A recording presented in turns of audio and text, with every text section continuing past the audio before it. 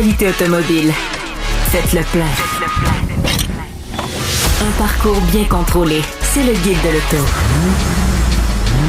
La référence depuis 1967.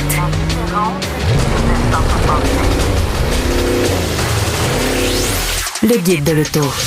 Bonjour tout le monde, bienvenue au Guide de l'auto. Louis-Philippe Dubé au micro principal avec Hugues Gonneau, mon collègue journaliste et historien automobile. Antoine est absent cette semaine, mais on a une grosse émission pour vous aujourd'hui parce qu'il y a eu des dévoilements assez cool cette semaine. Et je parle pas d'un utilitaire intermédiaire avec une nouvelle déclinaison aventurière. Ça sera pas ça cette semaine. On va parler de sportives et de sportives assez cool. Puis je vous invite aussi à rester à la fin là, du segment de nouvelles parce qu'on va parler de données, plus spécifiquement des actualités qui sont sorties en relation avec les constructeurs chinois et les données personnelles et les réactions de notre gouvernement, du gouvernement américain envers ces informations-là. Puis on va vous parler pourquoi que c'est important, mais aussi pourquoi il ne faut pas paniquer non plus. Oui, non. Donc voilà. Puis ensuite, on va avoir une super chronique rétro. Hugues, tu vas nous parler de grosses voitures aujourd'hui du côté de chez Chrysler. Tout à fait. Sans plus tarder, on va parler de la Toyota Corolla. Et là, vous dites... Ça sonne un petit peu plate au début, Toyota Corolla. Une petite voiture compacte, très populaire, très frugale. Presque beige. Dans certaines de ses variantes très frugales. Par contre, on a dévoilé, vous connaissez la GR Corolla, en fait, la Corolla à traction intégrale qui a l'air d'une petite voiture de rallye. Et on a dévoilé cette semaine la GRMN Corolla. Ouais. Alors, Gazoo Racing, qui est la division de sport automobile de Toyota, et MN, qui veut dire Meister of the Nürburgring, qui est en l'honneur du pilote d'essai qui teste les véhicules pour Toyota sur le Nürburgring. Et pour dire Meister of the Nürburgring, je pense que le gars, il connaît un petit peu le circuit. Un petit peu. Alors voilà, GRMN Corolla. Essentiellement, c'est une GR Corolla avec des améliorations. Poussée à 11, on va dire. Écoute, de l'extérieur, en partant, là, ça a l'air encore plus agressif là, comme look, là, si on veut. C'est une bête. On rappellera que c'est animé par un 3 cylindres turbocompressé. C'est pas un moteur que tout le monde tripait au début quand on l'a regardé, quand on a vu les spécifications, mais avec à peu près un petit peu plus que 25 PSI de pression grâce du turbocompresseur, on est capable d'aller chercher des performances qui dépassent maintenant là, dans la GRMN 302 livres-pieds de couple, donc plus 7 livres-pieds de couple. C'est pas énorme, mais d'aller le chercher dans un 1.5 litres turbocompressé, c'est toujours pris. Allez-y, toujours c'est quand même assez cool. On a retiré les sièges arrière du véhicule pour enlever 66 livres. Fait que, pour les gens qui pensaient traîner la petite famille dans la GR Corolla. Ben oui, en même temps, pour aller sur le Nürburgring. Moi, pour l'avoir conduit, là, je trouve que c'est un véhicule qui était quand même très agréable à conduire, mais qui manquait peut-être d'isolation dans l'habitacle, un petit peu comme une voiture de rallye. T'entends en garnotte dans les arches de roue. C'est quand même assez cool. Mais là, maintenant qu'on a enlevé cette banquette-là arrière, on est capable d'aller chercher plus de légèreté, comme on dit chez Lotus. Exactement. Et puis, des nouveaux ressorts, une nouvelle suspension, des nouveaux amortisseurs spécifiquement pour la piste. Elle est offerte uniquement avec la boîte manuelle à 6 vitesses. Donc, quand même... on fait quand même un statement là, c'est un véhicule d'enthousiaste. Chez Toyota. C'est clair. Pour ce véhicule-là. Puis souvent, quand on regarde ces véhicules-là, tu le disais en entrée d'émission avant qu'on ouvre les micros, on parle d'une Corolla. Quand tu parles de Corolla, on pense tu penses pas à ça. Là. Mais dans l'histoire automobile, quand même, avec la AE86, par exemple, qui était quand même pas une voiture très performante, mais un peu plus agréable à conduire qu'une Corolla LE. Il y a eu des versions assez rigolotes dans l'histoire de la Corolla, mais... C'est vrai, j'ai l'impression que ça donne, là, c'est vraiment... On va dire dans les 20 dernières années... en Europe et au Japon, il y en a eu, mais ici, on n'y a pas eu droit, effectivement. Mais là, ils ont poussé le bouton à 11, là, c'est vraiment... Puis tu sais, c'est... Chez Toyota, on veut conserver cet ADN-là. Gazoo Racing, on veut garder cette division de sport motorisé-là. On est impliqué dans toutes sortes de sports motorisés du côté de chez Toyota qu'on ne parle pas nécessairement souvent, mais il y a beaucoup de développement qui se déroule là. Puis, on veut en profiter pour surfer là-dessus. Puis moi, je trouve ça absolument très cool parce que justement, la Corolla à 4 roues motrices, écoute, ça ne peut pas être plate à conduire nécessairement si vous ne l'avez pas essayé. Vaporisateur pour le refroidisseur à air-air, donc pour garder tout plus froid possible, parce qu'évidemment, j'imagine pour aller chercher les 7 livres-pieds de coupe de plus, on a monté la pression du turbocompresseur, chercher quelques pièces de plus, donc on veut garder ça au frais. Des pneumatiques Michelin Pilote Sport COP 2. Pas des pneumatiques d'hiver pour un cadre motrice, mais des pneumatiques qui collent. Donc, on a également en arrière, si vous avez vu, là, un aileron qui est ajustable là, pour avoir plus d'appui aérodynamique sur le véhicule. J'étais étonné quand même que ce véhicule-là soit commercialisé au Canada. Le communiqué de presse m'est arrivé de Toyota Canada. Puis, ça va arriver là, dans les prochains mois, d'ici la fin là, de l'année. Je n'ai pas de prix encore pour vous, mais ça va être une Corolla à 80 quelques mille piastres, évidemment. Ouais. Mais on n'a pas parlé de chiffre de production non plus, de production limitée, etc. Mais c'est déjà un collector. Ah, écoute, c'est déjà un achat quand même assez cool, là, de par les améliorations techniques, le fait qu'il n'y a pas de banquette arrière, puis le fait que, ça soit une édition comme ça d'une Corolla. Je pense que selon le prix, il y en a qui vont, en bon français, se garrocher sur ce véhicule-là. On va y aller dans une autre édition limitée. Une autre édition. Ça, c'est une édition limitée pour de vrai. On va parler de combien que le constructeur planifie en produire.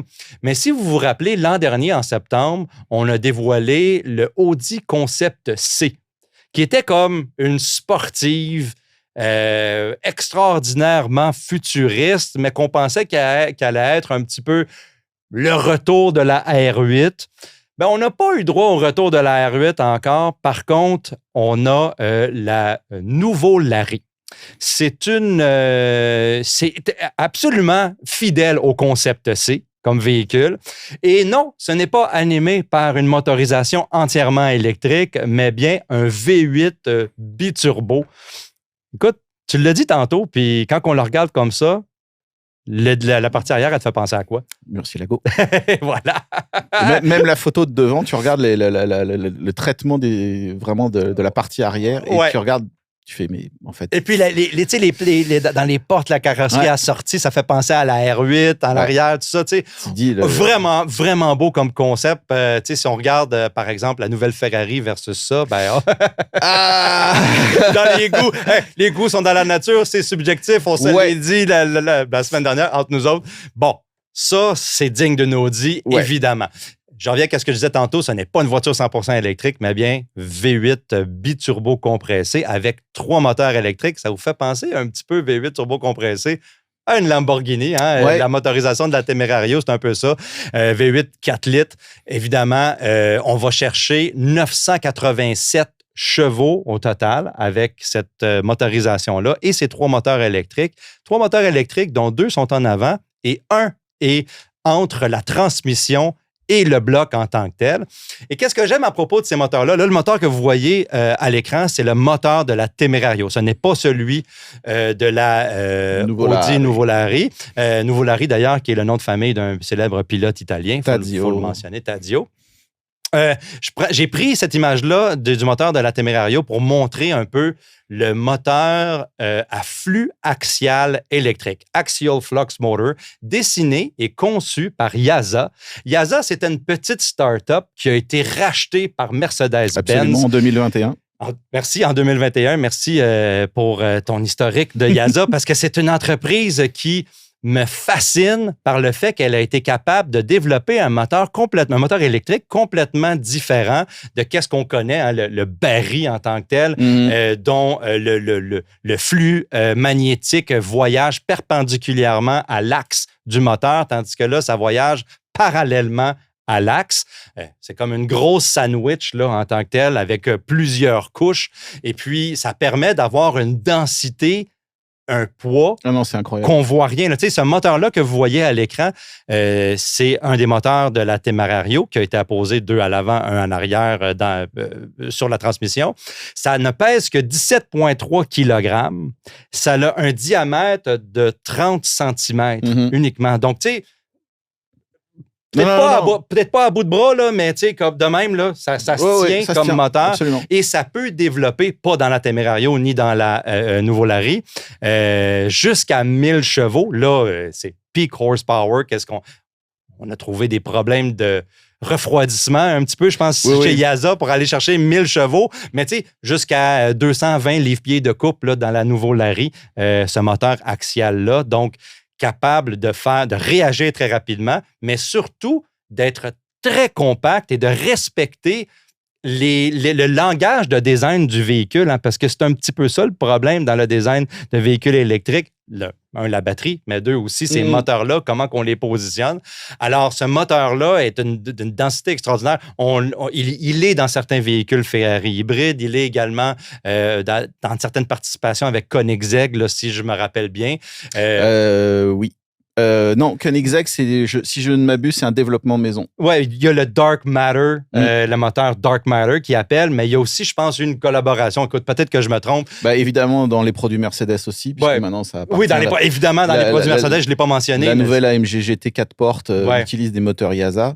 Qui sont aussi extrêmement compacts. Si je me souviens bien, les moteurs avant font 80 mm d'épaisseur. Écoute, on n'a pas parlé, d'épaisseur, 90 mm. C'est ça. C'est rien, là. C'est rien, là. Donc, moi, qu'est-ce qui m'intéresse, c'est quand on voit ça dans du développement de véhicules. Oui, OK, on va parler de la Nouveau Larry. Le prix, ça va être dans le million de dollars. Mais plus on en fait, plus on teste ces moteurs-là dans leur durabilité, dans leur efficacité, puis surtout dans notre capacité, les ingénieurs ou les ingénieurs des compagnies automobiles, de les refroidir et de leur permettre de faire énormément de puissance pour le poids. Non, mais surtout, ce qui est intéressant, c'est qu'après, les applications en pur électrique sont là. Je veux dire, tu mets deux petits moteurs compacts, même dans une berline compacte ou sous-compacte, tu te retrouves avec 200 chevaux, 300 chevaux comme ça. Et tu as un packaging qui est extrêmement efficace. Donc, c'est une très bonne nouvelle pour les supercars, mais pour nous, down the line, c'est une bonne nouvelle aussi. Oui, ça va prendre du temps, mais c'est une bonne nouvelle parce qu'on parle tout le temps de voitures compactes ou de voitures électriques anormalement grosses. Ben là, je parlais de langage de design tantôt, de respecter les proportions d'une voiture électrique compacte avec des moteurs qui sont mince comme ça, d'un 30 cm, ça l'ouvre des opportunités, ça ouvre des portes. Là, vous allez me dire, oui, OK, Philippe, on a réglé le problème des moteurs. Maintenant, réglons le problème de la batterie et de l'autonomie. Parce que c'est bien beau, mais le force dans un chose à la fois. Non, mais ça, de toute façon, le problème de la batterie, depuis le début, ça n'a jamais été vraiment les moteurs. Oui, c'est ça. Le vrai problème est au niveau des batteries. Il y a quand même des progrès qui sont conséquents depuis une dizaine d'années. Donc, je pense qu'on peut avoir espoir. Oui, absolument. Ça passe par ce développement-là et je pense que le développement à l'échelle, si je peux me permettre, de ces composantes-là, même dans le segment des véhicules de grand luxe ou de haute performance, ça finit par arriver chez nous. 499 unités, je pense, pour la Nouveau Larry et probablement environ $1 million, mais là, encore là... Quand on aime, on compte pas. Les gens qui vont... Je pense qu'ils sont probablement tous vendus, let's go, dans la première demi-journée qu'on a dévoilé ça. Non, puis contrairement à certaines supercars qui ont été dévoilées récemment, celle-là, je pense qu'elle a vraiment quelque chose de spécial.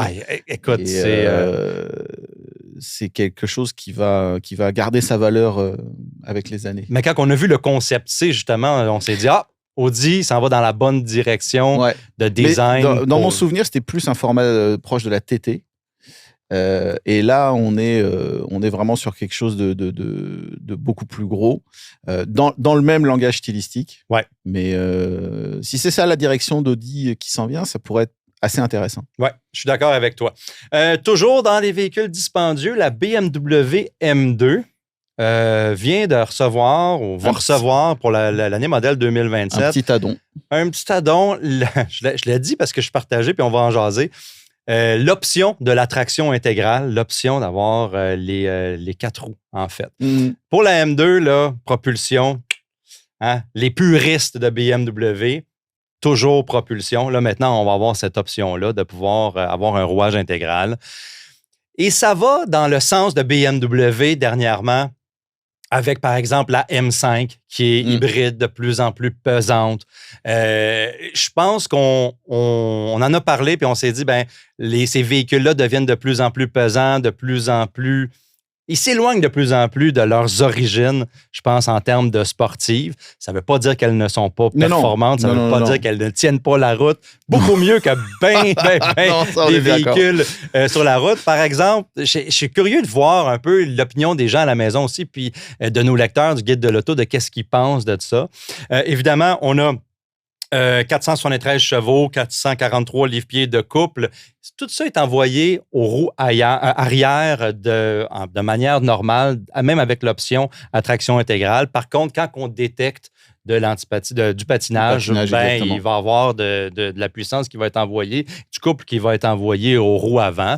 Évidemment, c'est un lien mécanique. Alors, on rajoute du poids sur ce véhicule-là qui se veut être un véhicule léger. Je ne l'ai pas conduit encore. Je ne peux pas me prononcer. Peut-être qu'on a fait un travail extraordinaire chez BMW. Une autre affaire, pour ceux qui se le demandent, l'option du rouage intégral va être exclusivement disponible avec la boîte automatique, donc pas la boîte manuelle. Ça, c'est une autre affaire qui, pour les puristes...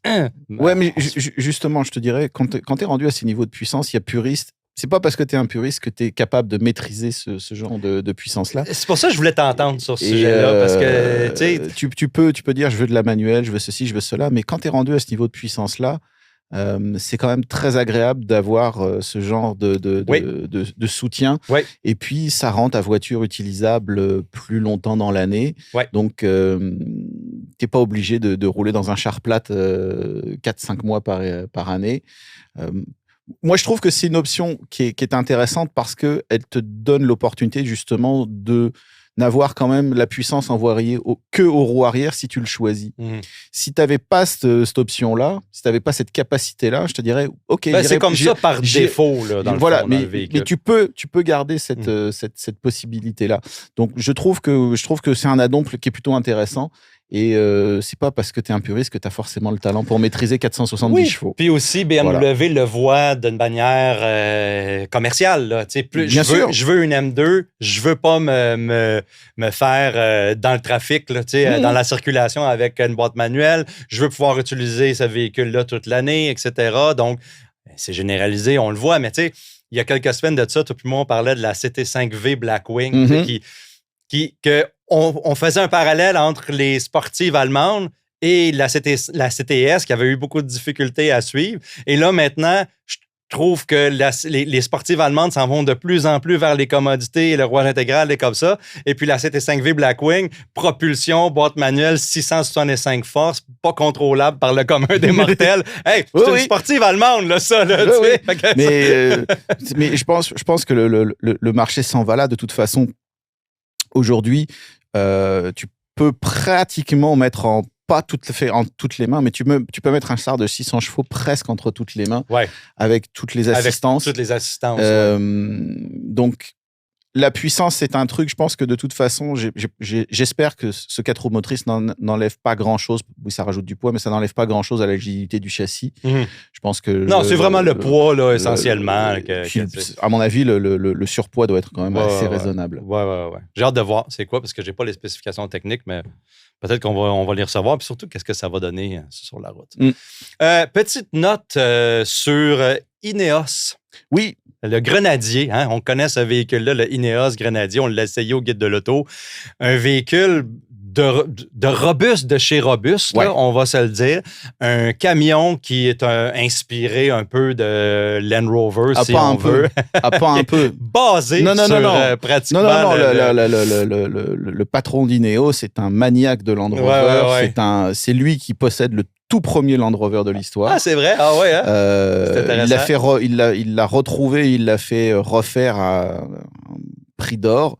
Et non, lui, c'est un maniaque de Land Rover. Et c'est pour ça, quand il a vu le nouveau Defender, il a dit, en fait, là, il y a peut-être un truc à faire. Moi, je veux quelque chose d'un petit peu plus rustique, on va dire. Oui. Et qui respecte un petit peu plus tu rentres dans un Grenadier, là, c'est à l'intérieur, les commandes manuelles, les leviers, tout est analogique. C'est vraiment comme un blast from the past, mais avec un moteur BMW là, qui qui a quand même une modernité, une certaine modernité. Pas le choix si tu veux passer les normes de pollution et choses comme ça, mais ça reste un moteur fiable. Et en fait, le véhicule est vraiment pensé pour la fiabilité, pour travailler. C'est pas un engin pour aller se pavaner sur les rues branchées du centre-ville, quoi. Évidemment. Pour ceux qui désiraient faire l'acquisition d'un Ineos Grenadier et qui pensaient un peu... était hésitant un petit peu parce que justement, ce véhicule-là, il y avait juste un concessionnaire, je pense, à Toronto, puis un à Vancouver. Là, deux dans la région de Toronto. Deux dans la région de Toronto. Mais là, maintenant, H. Grégoire s'est établi, en fait, comme distributeur exclusif au Québec pour Ineos. Donc, on va avoir non seulement le Grenadier, capable de voir l'entretien, le service, etc., puis aller voir ces véhicules-là, mais aussi les autres véhicules de Ineos qui vont débarquer, parce qu'on a parlé de certaines déclinaisons du Grenadier. Grenadier dont Magnaster fournit des pièces. Magnaster qui a une usine à Graz en Autriche, qui assemble des véhicules comme la Classe G, par exemple, de Mercedes, qui est le même genre de client, si on veut, que le Grenadier, mais aussi qui a assemblé toutes sortes d'autres véhicules comme le C'est marrant parce qu'en fait, Fisker Ocean. L'usine Ineos qui fabrique des gros camions, ces gros camions-là sont fabriqués dans la première usine Smart en France. Donc, wow. C'est pas le même format. Là. Non. C'était une usine que j'ai eu la chance de visiter qui a été construite pour fabriquer des Smart. Puis maintenant que c'est délocalisé en Chine, Ineos a racheté le site. Oui, évidemment. Fait que Ineos s'approvisionne de pièces de châssis, de pièces de composantes de la part de Magnaster, mais c'est quand même une usine ou une entreprise, d'ailleurs, qui est comme une division là, d'une entreprise canadienne, le Magna, qui est très connue là, dans les fournitures de pièces automobiles pour toutes sortes de constructeurs. Mais quand même, en tout cas, très, très bien, bien pour les futurs propriétaires de Ineos Grenadier. Puis, je veux dire, moi, je considère que c'est un véhicule qui est intéressant, qui a du mérite, qui a une place sur le marché. Et c'est vrai que n'avoir aucun distributeur au Québec, ça calme beaucoup. Je veux dire, faire l'achat, l'entretien, c'est quand même... Juste même le processus d'achat, c'était quand même très compliqué de se rendre à Toronto juste pour acheter un véhicule. C'est un peu dommage. Puis aller faire le service de ces composantes-là. Donc là, pour le moment, il y a un premier site, mais j'espère qu'il y en aura d'autres. Ouais. Pour poursuivre avec les véhicules électriques chinois, en fait, chinois-suédois, Polestar, c'est le retour de la Polestar 2. On l'avait annoncé, on l'avait prédit quand on a annoncé le retour ou la permission du gouvernement allouée aux constructeurs, aux véhicules électriques assemblés en Chine. Parce que on alloue un certain montant, 49 000 par année, avec un taux préférentiel pour la tarification douanière. Et puis, on énumérait les premiers constructeurs qui allaient arriver. Ça n'allait pas être BYD, Zeekr, etc. Ça allait être des constructeurs qui font déjà des véhicules en Chine, c'est-à-dire Polestar et Tesla. Et qui ont déjà un réseau chez nous. Exactement. Donc, la Polestar 2, la berline Polestar 2 entièrement électrique, fait un retour. C'est pas la Polestar 2 avec un seul moteur plus abordable. Là, c'est celle avec le double moteur, la configuration double moteur, 416 chevaux et 546 livres-pieds de couple. La même autonomie qu'on avait, là, je pense que c'est 417 km qu'on avait d'autonomie dans ce véhicule-là. Un véhicule que moi, j'apprécie beaucoup. J'ai beaucoup aimé conduire ce véhicule-là parce que c'est différent. C'est un format berline. On peut débattre sur la partie arrière qui est un petit peu plus élevée, là, mais quand même, format berline, format un look scandinave. Évidemment, assemblé en Chine parce que Geely est propriétaire à 80% du constructeur Volvo. Donc, on assemble ces véhicules-là, pas juste ce véhicule-là. Mais là, maintenant, on va continuer, on va pouvoir les importer au Canada parce que justement, on avait arrêté à cause de la tarification qui était une surtaxe de 100%. Et ce qui m'amène à jaser de tout ce qui se passe en ce moment avec l'importation des véhicules électriques chinois. Parce que, tranquillement, pas vite, on parle des lobbyistes qui commencent à s'installer, par exemple, du côté des grands constructeurs comme BYD, Chery, Zeekr, etc. On a des grands plans de s'établir avec des concessions, un modèle traditionnelle de vente automobile avec des concessionnaires, avec peut-être des partenaires même pour faire certaines ventes ou combler là, les ventes qui vont être allouées aux constructeurs chinois.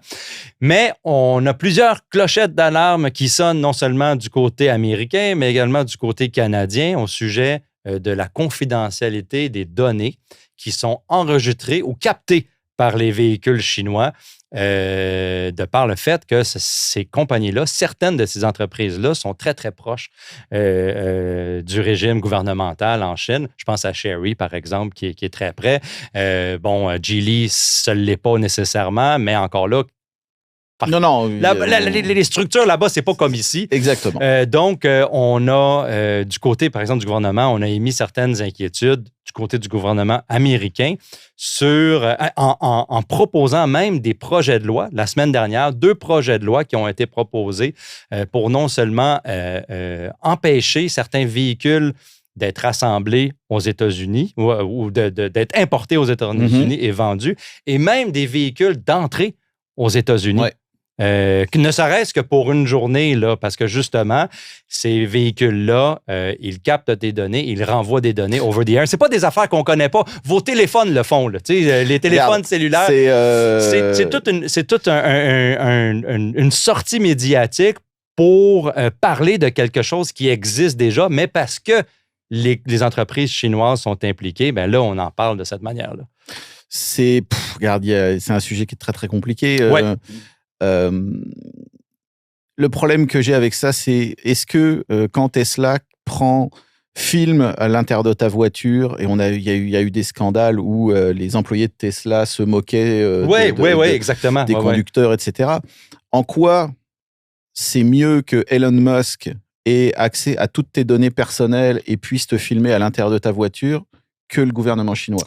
Ben, ça, c'est une question qui est très intéressante. Et je dis Elon Musk, ça serait n'importe qui d'autre, mais c'est vrai qu'il y a eu beaucoup d'histoires avec Tesla. Bon, c'est le premier exemple qui m'est venu en tête. Et c'est une entreprise, Tesla, qui est très près du gouvernement américain, évidemment. Alors, ou pas, c'est selon les moments. Ou pas, c'est selon les moments. Mais si on compare les deux, tu sais, je veux dire, je me rappelle pas que la Chine, elle insiste sur annexer le Canada toutes les semaines. Là, tu sais, le gouvernement américain, par exemple. On en entend parler toutes les semaines. Donc, c'est qui est plus dangereux là-dedans dans la collecte de données? C'est vraiment intéressant comme point. Donc, en fait, le problème, c'est la collecte de données en lui-même. Et ensuite, si tu veux, ces données-là, soit elles sont utilisées par le constructeur, soit elles sont vendues à des brokers à l'extérieur. Ces brokers, ils appartiennent à qui? Ils sont liés à qui? Ouais, honnêtement, je ne le sais pas. Mais je veux dire, on sait qu'il y a des brokers qui ensuite revendent nos informations, etc. Puis on va en parler de ça. Et ils appartiennent à qui, ces gens-là? Ouais. Quel gouvernement est proche ou pas? Ouais. Donc là encore, c'est pas tant la question, selon moi, mais regarde, toi, tu as étudié le sujet un peu plus. C'est pas tant la question que le gouvernement chinois puisse faire de la collecte de données, c'est le problème de la collecte de données à la base. Oui, exactement, parce que je reviens souvent à cette étude-là, puis je pense qu'on en a parlé, toi puis moi, c'était une étude qui a été faite par la Fondation Mozilla, une division de la Fondation qui s'appelle Privacy Not Included. Puis Privacy Not Included, en 2023, a évalué toutes sortes de systèmes par exemple, les Alexa, les trucs, les thermostats pour la maison, les montres intelligentes, et également les automobiles. Plus précisément, je pense que c'est une 12 ou 13 constructeurs automobiles qui ont été évalués, et pas seulement le véhicule lui-même, mais la politique de confidentialité des données qui est publiée sur les sites Internet de ces constructeurs-là. Et dans la majorité des cas, on a trouvé que les constructeurs collectaient beaucoup plus de données qu'ils en avaient besoin. Je te donne un exemple. Des identités, orientation sexuelle, sur le site là, de Kia, Nissan, etc., affiliation politique, collecter ces données-là avec les systèmes, par exemple, applications sur le téléphone, le système d'infodivertissement, les données qu'on entre dans la navigation, etc. Les véhicules ont une capacité maintenant extraordinaire de traiter ces données-là et d'arriver à des conclusions pour créer un produit qui se vend sur le marché à des parties tierces. Alors, les parties tierces, je vais te donner un exemple. LexisNexis, qui est une entreprise, qui est un agrégateur de données, qui vend ces données-là à des compagnies d'assurance pour que les compagnies d'assurance évaluent certains conducteurs et ajustent leurs primes en conséquence. Et il y a quelque chose en cours qui s'est passé dans les dernières années. Un conducteur qui avait, chez General Motors, qui avait un véhicule équipé de OnStar, et puis à un moment donné, ses primes ont augmenté de 21% du jour au lendemain. Et on a voulu évaluer pourquoi le conducteur a fait sa propre étude, sa propre enquête, et on s'est rendu compte que l'entreprise partie tierce, LexisNexis, avait recueilli plus de 130 pages de données sur 6 mois sur ses déplacements et avait conclu que ce n'était pas un bon conducteur et avait ajusté sa prime en conséquence. Là, là je parle pas, on ne parle pas en Chine, là. On ne parle pas en ailleurs. On parle pas en Russie. Voilà, on revient au problème de base. Là. En Amérique du Nord. Donc, c'est George Orwell, c'est 1984. Exactement. Là. Alors, et en plus, on a signé pour, là. Oui, agree all, parce que qu'est-ce qui arrivait souvent, et dans cette étude-là, maintenant, il y a beaucoup de constructeurs, il faut que je souligne qu'il y a beaucoup de constructeurs qui ont ajusté le tir à propos de leur politique de confidentialité, parce que justement, strictement à cause de cette étude-là, si je parle de ce cas-là, spécifiquement avec General Motors, les autorités gouvernementales ont sanctionné General Motors et General Motors n'a plus le droit de vendre pour 5 ans de données à des parties tierces comme une punition. Après 5 ans, ils vont avoir le droit, mais les instances de gouvernement, à ce temps-là, et pour toutes les dernières années que les véhicules ont collecté des données, n'étaient pas assez informés sur comment et la quantité et la qualité et comment on était capable de traiter ces données-là dans ces véhicules-là. Évidemment, il y a eu, justement, des changements sur les politiques de confidentialité. Mais le problème, c'est que certains véhicules, sous prétexte de la sécurité des occupants, là, maintenant, on bypass. Parce qu'on se dit, le gouvernement américain veut installer des dispositifs pour évaluer l'état du conducteur avant qu'il prenne son véhicule. Et ça peut peut-être devenir obligatoire. Par exemple, j'ai pris 4-5 bières, j'embarque dans mon véhicule, le véhicule pourrait voir mes pupilles, mes données biométriques, faire des calculs et dire « Hey, je démarre pas parce que je te laisse pas conduire avec ton char ». Sur le volet sécurité, c'est super cool. C'est vraiment hot. Tu te dis, il n'y a plus besoin, on n'aura plus de conducteurs chauds sur la route. Ouais. Par contre, le constructeur, qui peut être Tesla, qui peut être Geely, qui peut être Huawei, qui peut être n'importe qui, peut dire, j'ai besoin d'un certain nombre de données biométriques et de les renvoyer à la maison mère pour les traiter sous prétexte de la sécurité. Je pense que les autorités vont dire, la sécurité, c'est correct, on va laisser partir avec ça. Il y a toutes sortes de façons, de manière législative, de contourner, je pense. Non, bien sûr. Et d'ailleurs, cette histoire sur les véhicules chinois, par exemple, une des choses qui est dite, c'est oui, mais ils pourraient relever des données GPS proches de sites sensibles, etc. Mais attends, ça fait 50 ans qu'il y a des satellites espions qui ont... Exactement. Je veux dire, il y a ça va bien plus proche. Il y a n'importe quel satellite espion depuis plus de 50 ans à récupérer plus de données et d'informations que juste une simple position GPS ou une petite caméra de rien du tout. Il y a quand même une volonté de protectionnisme derrière et de dire les Chinois, c'est les méchants. Bon, moi, je ne suis pas particulièrement pro-chinois, mais je veux dire, le problème, c'est encore une fois, si Tesla le fait, c'est gentil, si les Chinois le font, sont méchants. Mais en fait, c'est tes données, c'est ta vie à toi. Et l'exemple que tu donnais de dire, par exemple, on va empêcher la voiture de démarrer, mais après, on va t'envoyer une amende automatiquement. Ou ton assureur. Va dire, t'as essayé de conduire sous, on va te charger pas plus. Fiable, puis etc. Mais c'est imagine ton assurance vie, par exemple. Si c'est le même assureur, on va dire, lui, il boit souvent. On va le charger. Mais je veux dire, ça devient fou, là. Oui, exactement. Ça devient complètement fou. Il y a eu aussi une loi que je veux parler en parlant, qu'on a peut-être oublié, de 2024. Là, ça date de l'administration Biden, mais ça a été mis en place par l'administration Trump aux États-Unis. C'est qu'on voulait bannir les logiciels chinois des véhicules à partir de 2027. Et à partir de 2030, le hardware, c'est-à-dire les dispositifs comme le modem, par exemple, qui envoie et qui reçoit les... Et il n'y avait pas juste chinois là-dedans, il y avait russe également, parce que c'est une menace pour la sécurité nationale. Et puis, maintenant, on a un constructeur comme Volvo, par exemple, qui a, le mois dernier, a eu une exemption à cette loi-là. Pourquoi tu penses? Parce qu'ils ont investi dans leur usine dans Caroline du Sud. C'est un levier commercial extraordinaire. Mais c'est ça. En fait, tu dis cette peur de sécurité-là. La sécurité de l'État, bon, elle est tout à fait d'accord. Mais pas pour lui, mais pas pour lui, mais pas pour lui. Attends, on est où là? Ça s'appelle une passoire. C'est quand même. Tu veux de la sécurité de l'État? Un levier de négociation. Un levier de négociation. C'est là où tu te dis, ça marche pas. Et de toute façon, si tu veux même interdire le hardware chinois, par exemple, je veux dire, la Chine aujourd'hui fabrique je sais pas combien de pourcents des composants dans le monde. Tu pourras juste pas faire rentrer des voitures sur le territoire. Exactement. Toutes les voitures, vont être plus ou moins des semi-conducteurs chinois. Et si on essaie de s'approvisionner ailleurs, ça va augmenter le prix, etc. Et on sera plus compétitif.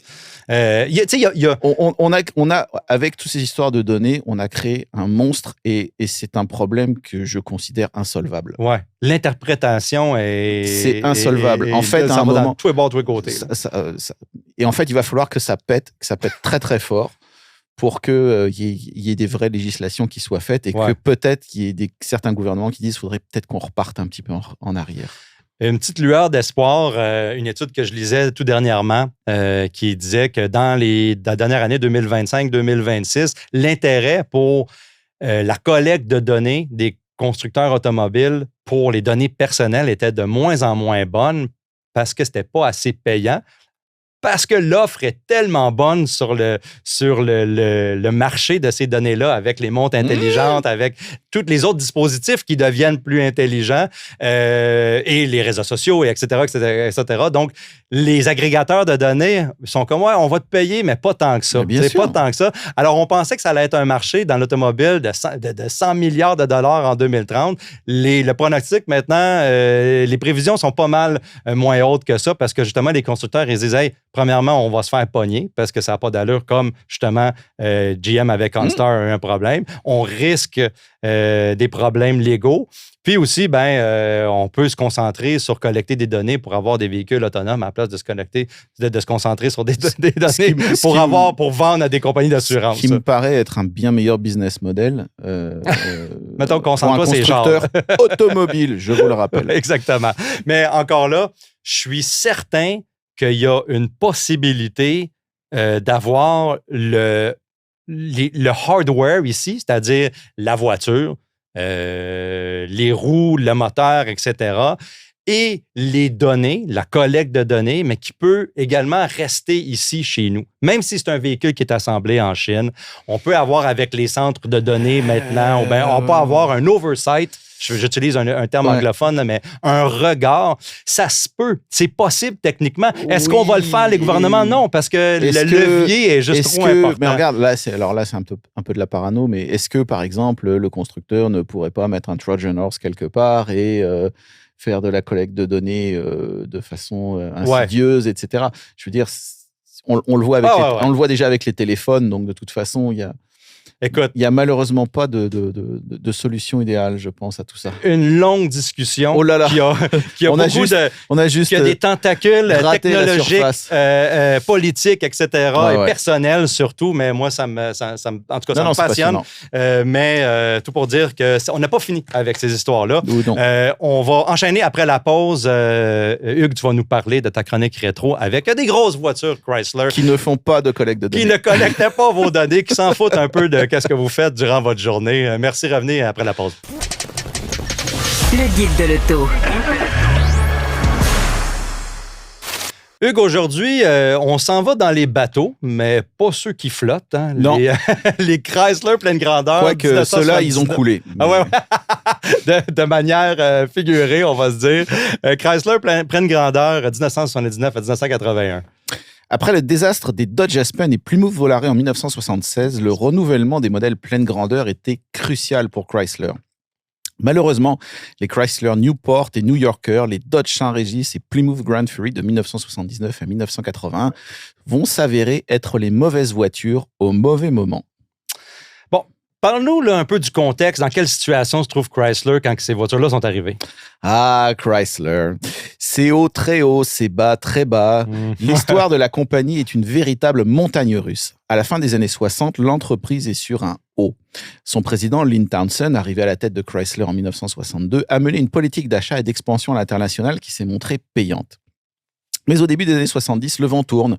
Arrêt des véhicules de performance, nouvelles normes de pollution, augmentation des tarifs d'assurance. Et certaines des politiques instituées par Townsend se révèlent extrêmement toxiques pour Chrysler, notamment les banques du véhicule permettant de faire tourner les usines, mais au prix de très gros rabais. Le lancement des nouveaux modèles pleine grandeur au millésime 74 coïncide avec le premier choc pétrolier en octobre 1973. Les autos ne trouvent pas leur public. Très vite, les caisses se vident et les bilans virent au rouge. Lynn Townsend décide par lui-même de quitter la compagnie en 1975. Il sera remplacé par John Ricciardo. Avant d'aller plus loin aussi, il faudrait expliquer c'est quoi la nomenclature un peu là, des châssis chez Chrysler. Oui, parce que là, c'est quand même compliqué. Donc voici ce qu'offre Chrysler autour des millésimes 1977 à 1979, et ce sont toutes des propulsions. Il y a les C-Body. Ce sont les modèles pleine grandeur introduits en 1974, reposant sur un empattement variant de 121,5 à 124 pouces. Ensuite, il y a les B-Body. Ce sont les modèles intermédiaires. Le dernier rafraîchissement de cette plateforme remonte à 1971 et les empattements varient de 115 à 117,5 pouces. Ensuite, il y a les F-Body. Là, ce sont les modèles compacts qui correspondent aux Dodge Aspen et Plymouth Volare, les tout nouveaux modèles lancés en 1976. Les empattements varient de 108,7 à 112,7 pouces. Viennent les M-Body, qui sont une variante plus luxueuse des châssis F-Body, utilisés à partir de 1977, et tous les modèles reposent sur un empattement de 112,7 pouces. Et enfin, les Airbody, qui sont les tout nouveaux modèles pleine grandeur, qui remplacent les C-Body à partir du millésime 79 et qui font donc l'objet de cette capsule. Les modèles pleine grandeur C-Body vont donc languir sur les stationnements des concessions, à tel point qu'ils seront supprimés à la fin du millésime 77 chez Plymouth et Dodge, mais pas chez Chrysler, où ils vont durer un an de plus. Pour 1978, ce sont les modèles intermédiaires sur base de B-Body qui occupent le haut du panier chez Dodge, la Monaco, et chez Plymouth, la Fury. La première crise du pétrole a mis tous les constructeurs en alerte et l'économie d'essence est devenue le sujet numéro 1 de conversation à Détroit. La meilleure façon d'y arriver est logiquement de diminuer la taille et le poids des autos. General Motors est le premier à démarrer un plan de réduction, le downsizing de ces modèles pleine grandeur. La décision avait été en fait prise plusieurs mois avant les événements d'octobre 73 et en fait cette décision ne va être en somme qu'entériner les choix de la direction de GM. Les nouveaux modèles sont introduits au millésime 77 pour les 5 divisions de GM. Initialement, Ford et Chrysler vont se montrer plus rétifs et veulent attendre un petit peu, histoire de jauger où va le marché. Ford choisira finalement de se jeter dans la bataille et développera une toute nouvelle plateforme. Les modèles reposant sur la plateforme Panther sont dévoilés en 1979, la Ford LTD et la Mercury Marquis, et en 1980, la Lincoln Continental. Pour Chrysler, c'est plus compliqué parce que les caisses sont vides. Et là, on va devoir faire avec les moyens du bord à ce moment-là. Et oui, tout à fait. Alors, au lieu de développer un tout nouveau châssis, la direction décide d'utiliser le B-Body existant des intermédiaires, dont les entrailles remontent à 1962. Ces modèles font appel à une construction monocoque avec des suspensions à barre de torsion à l'avant et un essieu rigide à l'arrière monté sur des ressorts à lame. Les dimensions sont un peu étirées pour en faire une pleine grandeur au goût du jour et le tout est donc renommé Airbody. Mais certaines cotes, notamment les voies avant et arrière, trahissent les origines du châssis. Cette réduction des dimensions n'entraîne pas une baisse notable de l'habitabilité et les Airbody seront régulièrement appréciés sur cet aspect. Le volume du coffre est également en hausse. Les ingénieurs vont instaurer des mesures assez drastiques de diminution du poids. Par exemple, une Dodge Royal Monaco de 1977 pèse 1873 kg, alors qu'une Dodge Regis de 1979 à moteur V8 pèse 1653 kg, soit 220 kg de moins. Mais certaines mesures vont s'avérer un peu trop drastiques, comme nous allons le voir plus loin. L'autre avantage de la réduction de poids, c'est que l'on peut installer des moteurs plus petits. Pour la première fois depuis 1955, un 6 cylindres en ligne est disponible sur une Chrysler pleine grandeur. Le 6 cylindres était disponible chez Dodge et Plymouth selon les années. Il s'agit du classique Slant 6 ou le 6 penché, un moteur de 225 pouces cubes, fiable, connu, mais pas très puissant puisqu'il délivre 110 chevaux.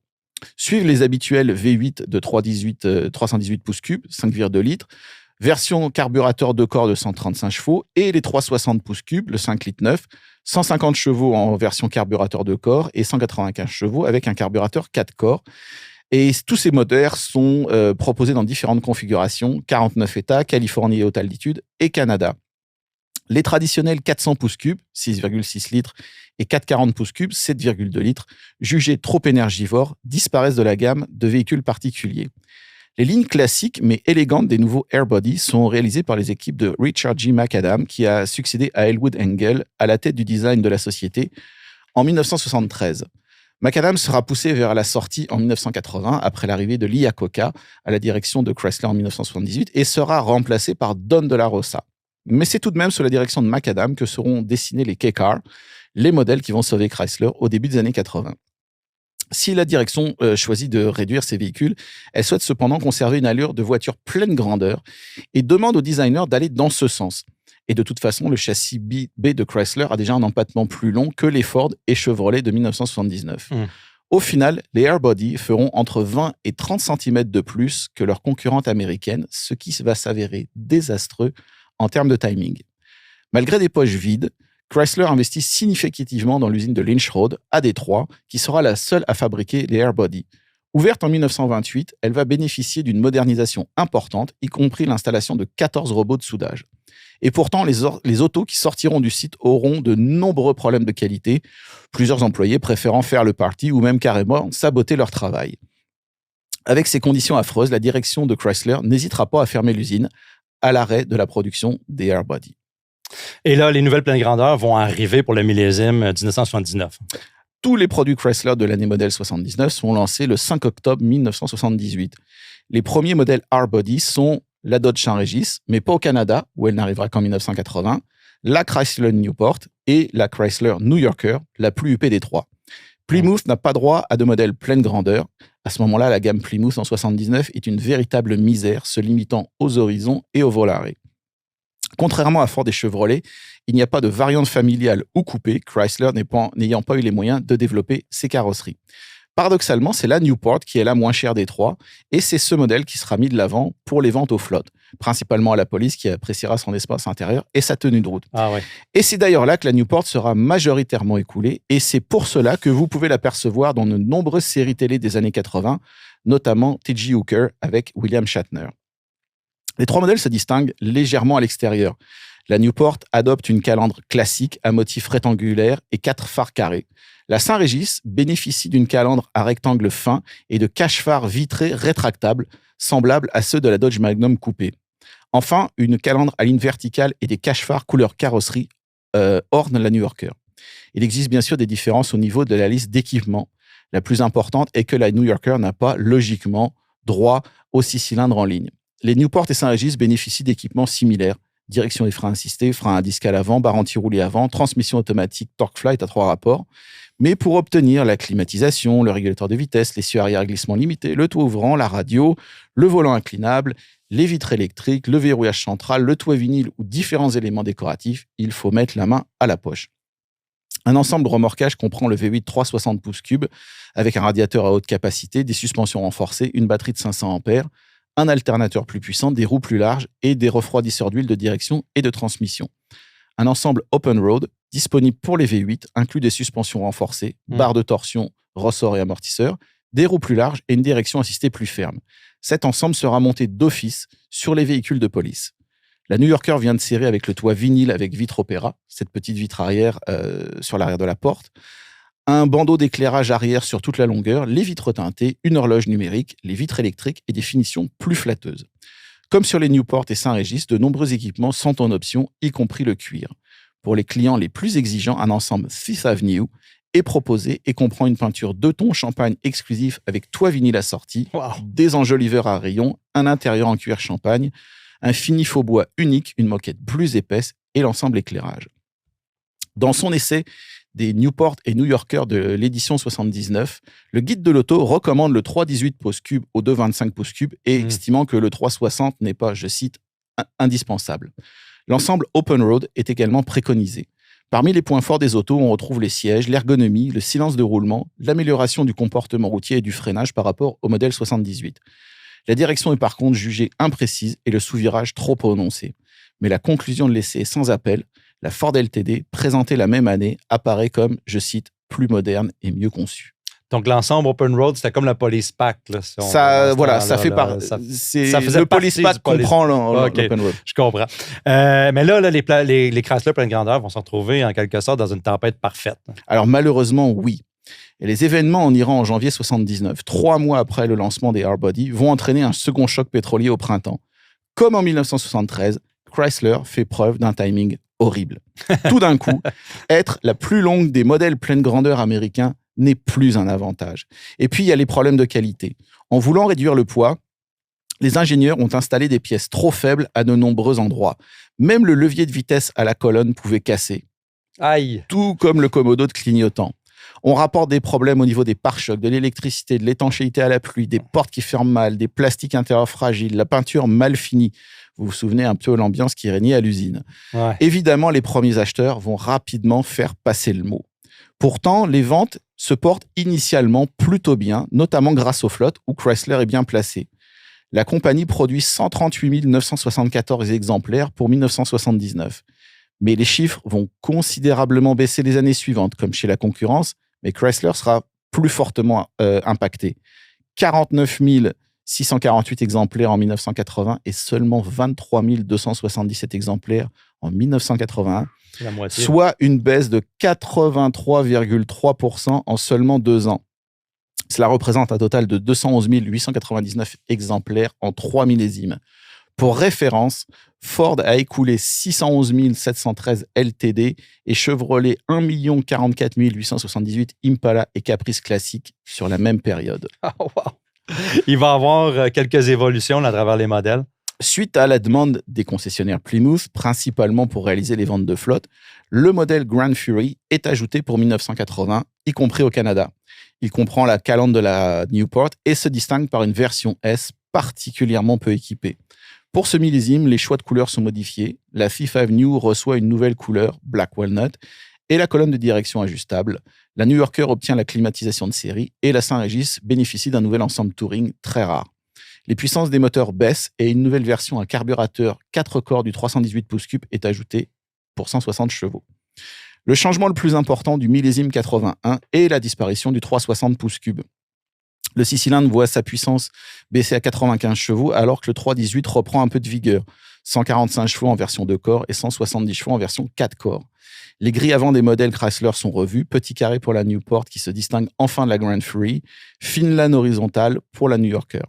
Les équipements de base sont enrichis et la Fifth Avenue reçoit un nouvel ensemble Carriage Roof qui vient avec un cerclage chromé du toit vinyle et un équipement presque complet. Mais le monde là, chez Chrysler, c'est essentiellement que ça va être la dernière année là, de la R-Body. Oui, tout à fait, parce que Lee Iacocca, arrivé à la tête de Chrysler en novembre 1978, a dû passer devant le Congrès américain pour négocier un prêt garanti de 1,5 milliard de dollars. Il doit couper partout pour rendre la compagnie de nouveau profitable. Il pousse pour réaliser le virage vers la traction avant avec la plateforme L, les Dodge Omni, Plymouth Horizon et dérivés, et la fameuse plateforme K, les Dodge Arias, Plymouth Orion et ses dérivés. Dans ce contexte, il ne veut plus entendre parler des R-Body et à partir de 1982, le rôle des modèles haut de gamme sera tenu par les M-Body sur un empattement de 112,7 pouces. Ce sera les Chrysler New Yorker, Dodge Diplomat et Plymouth Grand Fury. Ce sera une bonne décision pour la compagnie puisque ces modèles se vendront plutôt bien jusqu'en 1989, soit bien plus tard que les plans initiaux. D'ailleurs, les derniers véhicules de cette gamme seront fabriqués chez AMC et ces produits s'avéreront très rentables tout au long des années 80. Mal planifiées, mal conçues, mal construites, les R-Body n'ont pas laissé de souvenirs impérissables, mais elles ont comme un petit parfum de nostalgie, notamment grâce à leur forte présence à l'écran dans la première moitié des années 80. C'est d'ailleurs probablement leur plus grand titre de gloire. Wow! Écoute, quand tu parlais au début que Chrysler a des hauts, des bas, des hauts, des bas, en ce moment... ça continue! Ça continue. Alors, ça n'arrête jamais. Le haut va arriver essentiellement, puis on va s'en sortir des mini-fourgonnettes, puis faire d'autres choses. Ils vont trouver autre chose. En tout cas, on leur souhaite. Merci Hugues pour la chronique rétro encore une fois. Merci à tout le monde d'avoir été là. On va se revoir la semaine prochaine avec Antoine. Bonne semaine à tous. Bonne semaine. Tous les épisodes du Guide de l'auto sont disponibles en podcast sur l'application et le site cube.ca.